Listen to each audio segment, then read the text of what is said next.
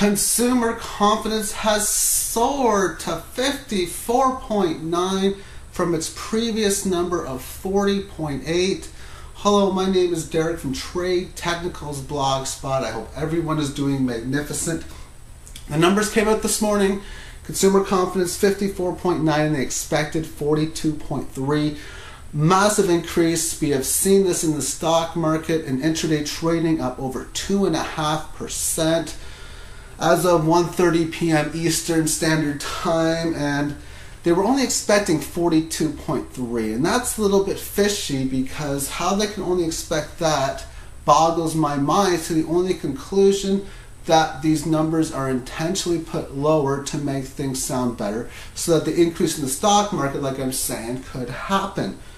And why would they only expect 42.3 when the mainstream media has been flooding with propaganda lies that the economy is better, when they have propping up this whole situation that the stock market going higher is better for the economy, which is absolutely false with the reference of Zimbabwe going from 40,000 to 8 million. And yet they only said 42.3 because majority of the people do listen to mainstream media, do believe what they say, and it's really rough for me to say this, but gullible enough to believe a lot of what they say. And for them to only expect 42.3, yeah, I mean, they should have put that number a little bit higher, but they didn't nonetheless. This is the biggest jump they've had month over month in 6 years, and the highest they've been since September when it was 61.4. Things were not good then. Things are not good now. We have the unemployment rate still extremely high. GM is going through a lot of pressure this week. And this is nothing more than a dead cat bounce, I think, on the consumer index chart. It's up about 100% from its lows this year, but it's going through that dead cat bounce. Still down about 50% from its highs of 2007 when the consumer confidence was about 110. So I don't see this as a positive. I see this as a dead cat rally. Dead cat bounce, if you will. I mean, housing prices just fell 19%, so this is not showing me that the consumer confidence right now is really overall there. So I really wanted to see how we got this information from. So I was doing some Google searching for consumer confidence, and I found this article by James McWhinney from Investopedia.com.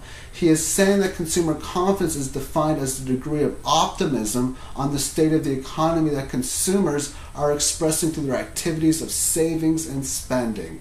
If there's a lot of spending and a lot of consumerism going on, then that number goes higher. If more people are saving, the number gets lower.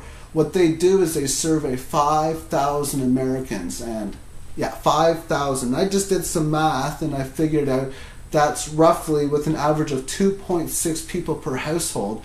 They survey one of 23,000 people, and even if that 2.6 number is higher to like 5.2 even, that would be still over 11,000 people. So it's not really getting enough people in the mix. It's almost like trying to master blackjack and do hand simulators, but only doing 100 simulation of hands. You're not getting enough data to get what you need, and that's the same thing here, not enough data. But even then, who are they surveying? Do we know that they're intentionally picking people or not picking people based on different variants?